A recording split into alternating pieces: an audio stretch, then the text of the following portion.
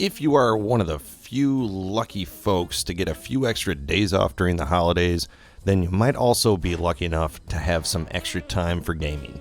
And even if you aren't free from work or your studies, sometimes it is best to lose yourself in a game with a deep story and expansive world. And with the holidays right around the corner, let's talk about some games that really crank up the immersion. Hello all, it's the Dove here to give you 8 games to play over winter break. Just to clarify, any game that you enjoy is a great game to play over break, but sometimes you want a little extra action, exploration, challenge, or just a title that may take a little longer to complete. That's what we're looking for here. Games that are immersive, entertaining, and might take some extra focus than your normal playthrough. So let's get going. Every once in a while, you stumble on a game that you didn't expect to be nearly as good as it was. Insert 9 Souls. I was researching indie games to review for this channel and I saw Bo Path of the Teal Lotus. The game caught my eye with its art style and take on Metroidvania, but it wasn't coming out for a while. Then I saw a game that looked like a cheap Walmart rip-off version of Bo, and I thought, at the very least, I could play 9 Souls and use it as a comparison. I quickly found out my initial thoughts were dead wrong. Simply put, 9 Souls is one of the best games I've played in 2024 and is up there as one of my all-time favorites. This Souls-like Metroidvania tests your parry skills like few in the genre have. Timing is everything in this challenging title from Red Candle Games. Boss battles test the most recent moveset that you acquired to the max and darn near force you to become a Jedi with the timing. The bosses themselves have some quality AI in this gamer's opinion. There might be a bit of repetition at the start of the encounter, but the attacks from the bosses are randomized and constantly change up the timing. You will have to judge each attack based on the angle and attack your enemy chooses, and that won't be the same from fight to fight. The enemies themselves have a good variety of attacks and powers, so you never feel safe at any one time. The controls are sharp and simple like the best Metroidvanias, with one caveat being the multiple block types. That will take some getting used to, but those open up combat to a sweet science that is truly hypnotizing. The art speaks for itself. The beautifully crafted, hand-drawn characters and level design is meticulously crafted and honestly remarkable. The story melds theology, philosophy, and science fiction in a twisting story that has multiple endings depending on your actions. I recommend this game for your holiday break because it will likely take the best Metroidvania fanatics a while to finish with the exponentially difficult bosses. I'll be the first to admit I suck at both Metroidvania and Souls-like games, but all things equal, it took me just as long to defeat the final 2 bosses as the entire rest of the game combined. 9 Souls is a challenge that I cannot recommend enough. It's finally out on PlayStation 5, Xbox Series, and the Switch, and as always, PC. So test your mettle this break.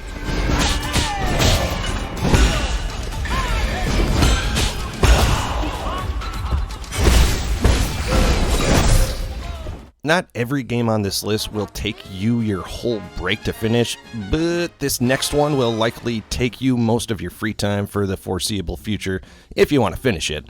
I'm of course talking about Baldur's Gate 3.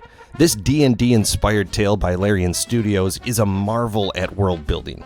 The absolute magnitude of choices and outcomes this game has is nothing short of incredible. The actual amount of final outcomes is up for debate, but there are so many different choices you can make, paths you can go down, party members you can convince to join and stay, which leads to so much replayability it can make your head spin. This RPG is not exactly for everyone with the methodical turn-based combat system, but for those looking for that kind of game and strategy, Baldur's Gate 3 does it remarkably well. It feels like you can do almost anything. Don't like your chances in an encounter with an enemy? Then sneak up behind them and hit them with a friendship spell before triggering the dialogue. You might get a whole new outcome. The game just asks gamers to try different avenues and get as creative as possible with any approach to a situation. The acting and care that went into every single character shows how committed and deep this game is. You can get sidetracked at nearly every town and village, starting conversations with nearly everyone in the town. Sure, some will be quick conversations, but you never know where you'll find a new quest, and there are endless little hidden rabbit holes to go down. You can quickly get lost in this massively immersive world, and even if you quickly plow through the main story, it's likely going to take you around 60 hours to complete. There is just so much to do here, and it feels like you can manipulate the world in any way you want.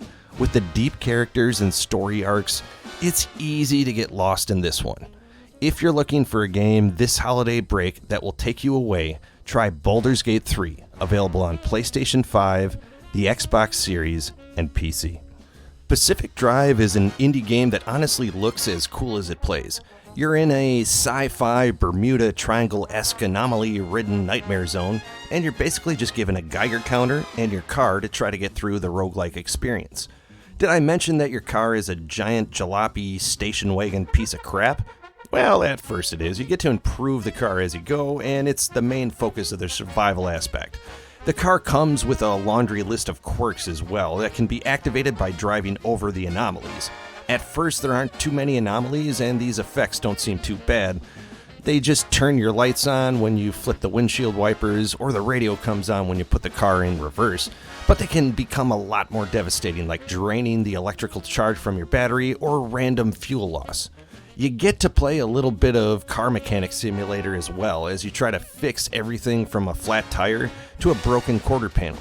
And you'll have to get in the garage and try to diagnose your quirks for a better run. The game is almost completely non-combative with one tiny exception. The point is to outrun trouble and how you deal with the obstacles in front of you. You're not always going to have time to get out and fix a flat tire, so you'll have to learn how to drive with some ailments and just kind of go with the flow. The controls definitely feel more like a simulation than any arcade game when it comes to driving. And gamers' driving skills are going to be tested in whatever way chance throws at them. The voice acting in this game is some of the best, especially when you consider that it is a smaller indie studio making the game. Ironwood Studios is a smaller developer out of Seattle, and as their opening salvo, I gotta say I'm pretty darn impressed.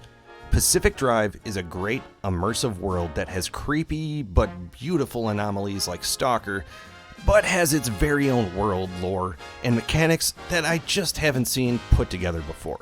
So check out Pacific Drive, available on PS5 and PC. Hitman World of Assassination is the next game I'd recommend this holiday season, and the reason Hitman screams holiday break is because it's one of those titles that's incredibly deep.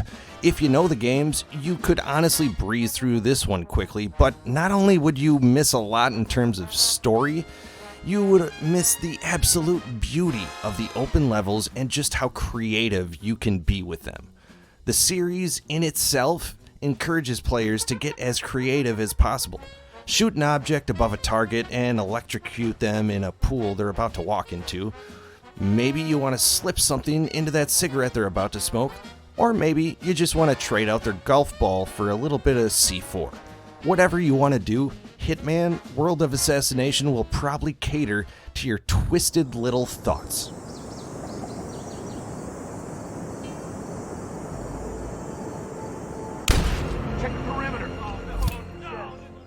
At the end of the day, Hitman has always been about a great puzzle game. Yes, there is a disturbing undertone to the game, but it's about getting to a target and getting away without being noticed. It's the ultimate secret agent fantasy, and they absolutely nail this game. Disguises, high-tech gadgets, and talking to your eye in the sky and your hidden earpiece. IO Interactive pulled themselves up by the bootstraps in the middle of making this trilogy, and have since continually put more and more effort into the game. If you've played the Hitman trilogy before, or after you master the basics at least, there is the roguelike game that's baked into Hitman where you can set up a base and load your arsenal for your runs. Try to take out multiple targets as Agent 47 and go through the levels in a roguelite fashion. Whether you never played the game before, or you have and you just want a new challenge, Hitman World of Assassination is the culmination of one of the best video game trilogies out there. Try to master each level and receive better and better gear to make your playthroughs more interesting. Whether you're looking to let out some aggression or just solve a great puzzle, Hitman World of Assassination is available on the Xbox Series, PlayStation, and PC. Whether you've finished the game in the past or you've never had the pleasure, it's always a great time for Knights of the Old Republic. Now, this nerd gamer has put in many hours into this saga, and after playing it on multiple systems, I have to tell you that the newest revamp on the Switch is probably one of the most pleasurable experiences to date for the game. But regardless of which system you play on, Knights of the Old Republic is one of the better stories in all of Star Wars canon. The story goes deep and it allows you to go in a couple different directions. Do you want to be a Sith badass or a Jedi Knight? The game actually deviates in a good way with alternate endings based on the choice and the path that you take. Outside of the story, the combat works in a turn-based format, which can feel dated for some, but if you enjoy Baldur's Gate 3, it might not feel as retro as you may think. When you break it down, games that use this type of system are not going for quick and action-packed. They're going for strategic, and Knights of the Old Republic definitely is that. There's a good list of party members to add to your crew, and Knights of the Old Republic also boasts a solid RPG-style skill tree that's linked to the Jedi and Sith powers, along with an extensive list of gear and weapons. This is just a great game to sink a lot of time into. You can easily get lost in the days of old Star Wars. There is a reason that fans have not let go of Knights of the Old Republic and have been screaming for a remake or a reboot for over 2 decades. The story and the characters are amazing, and the adventure is just great. This is a great holiday break game because it is so deep in the Star Wars lore. It's not the longest game on the list, and most people could probably finish the main story in under 30 hours, but there is a lot to explore and plenty of side quests if you really enjoy this one. One of my favorite RPGs of all time, Knights of the Old Republic, is available on Xbox, PC, and Nintendo Switch. Magicraft recently caught me off guard with how incredibly immersive roguelikes can be. From an outsider, you think once you complete a run, that's it. But most roguelikes force you to either defeat the game on different skill levels or force you to beat it multiple times to get the true ending. So that's why I feel like this roguelike is a great one to play when you have some free time this holiday season. Out of all the games in the genre that I've played, Magicraft is one of the few that does not seem to cap any kind of multiplier or ability. Even some of the greats like Binding of Isaac, you have caps to how fast your player can go or the overall power of certain abilities. Even a game like Hades only allows you to select from a couple different gods in each run, which limits your overall customization. Magicraft doesn't have that. If you want to link any number of spells together in whatever manner you think, go for it and see what happens. A lot of times, it's pretty awesome.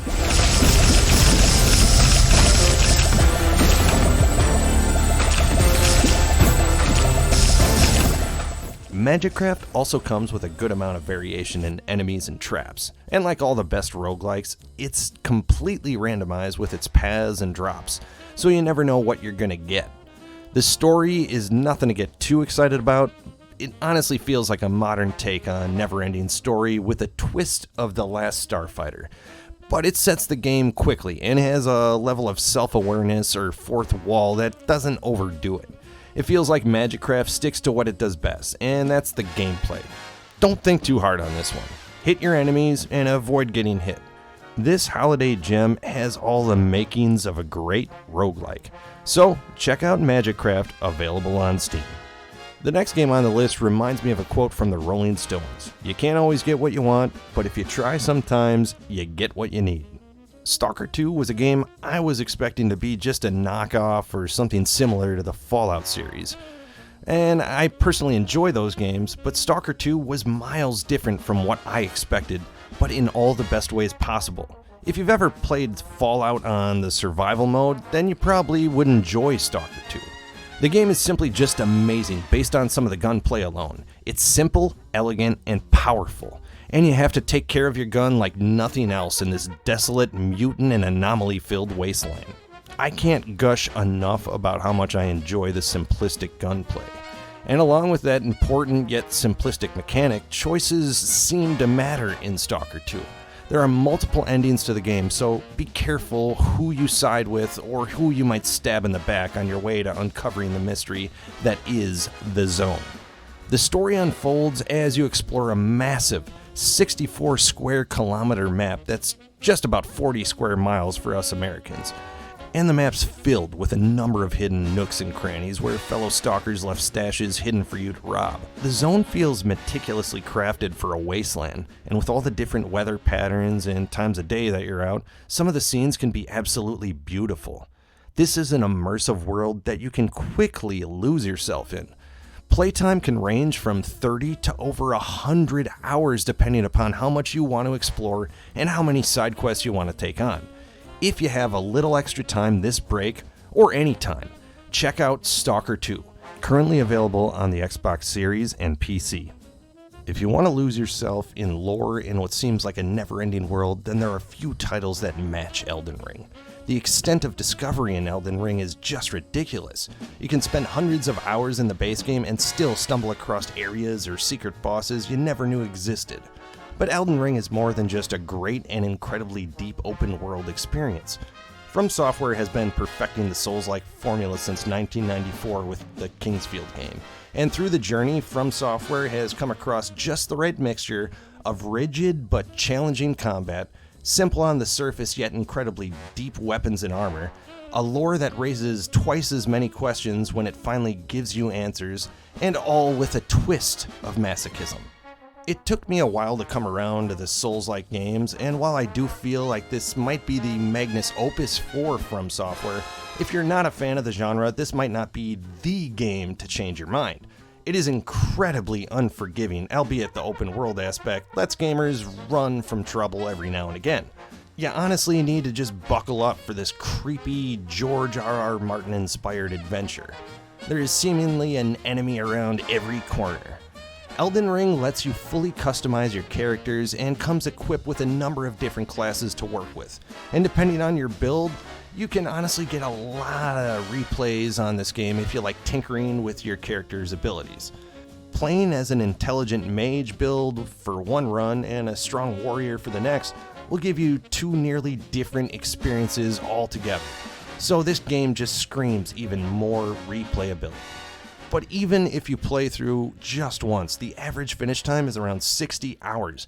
And I would say that is if you are at least familiar with the From Software or Souls-like games.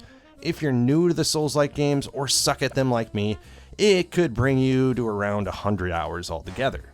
But this challenging and absolutely detailed world is one to experience for any gamer looking to see if they have what it takes for the lands between. Check out Elden Ring, available on the PlayStations, Xboxes, and PC.